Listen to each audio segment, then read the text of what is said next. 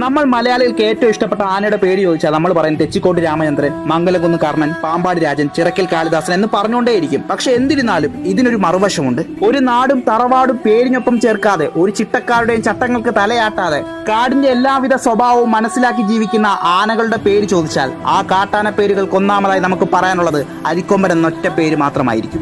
അവന് 2 വയസ്സുള്ളപ്പോൾ ജീവൻ പോയ അമ്മയുടെ അരികിൽ വന്ന നായക്കൂട്ടത്തെ വിരട്ടി ഓടിച്ചവന് അന്നു മുതൽ മനുഷ്യനെ പോലും ഭയമില്ലാതായ കഥ ആ നാട് തന്നെ പലപ്പോഴായി പറഞ്ഞിട്ടുണ്ട്. അവനെ നിങ്ങൾ ഒട്ടും വേദനിപ്പിക്കാതെ കൊണ്ടുപോകണേ എന്ന് ചിന്നമല നിവാസികളും വാതോരാതെ ആവർത്തിച്ച് പറയുന്നുണ്ട്. അത്തരത്തിൽ ചിന്നമലയിലെ രാത്രികാലങ്ങളിൽ സ്ത്രീകളെ തേടിയിറങ്ങുന്ന മനുഷ്യ പിശാചുകൾക്ക് അരിക്കൊമ്പൻ എന്ന തലക്കെട്ട് അവസാനിക്കുമ്പോൾ മുഖത്ത് ചിരി വിരിയുന്നുണ്ടാകും. ഇടുക്കിയുടെ പേരുകെട്ട കൊമ്പനെ 4 കുങ്കിയാനകളുടെ സഹായത്താൽ നീക്കം ചെയ്യുന്ന ആനക്കേരളത്തിന് കുത്തിപ്പിടിച്ചിരുന്ന ഈ ആനക്കഥയ്ക്ക് അവസാന നിമിഷവും പ്രകൃതിയും കാറ്റും മഴയും കൂട്ടായി അവന് നിൽക്കുമ്പോഴും മനുഷ്യൻ എന്ന മനുഷ്യത്വം വിട്ട ആളുകൾ അവന് വില്ലനാവുകയാണ്.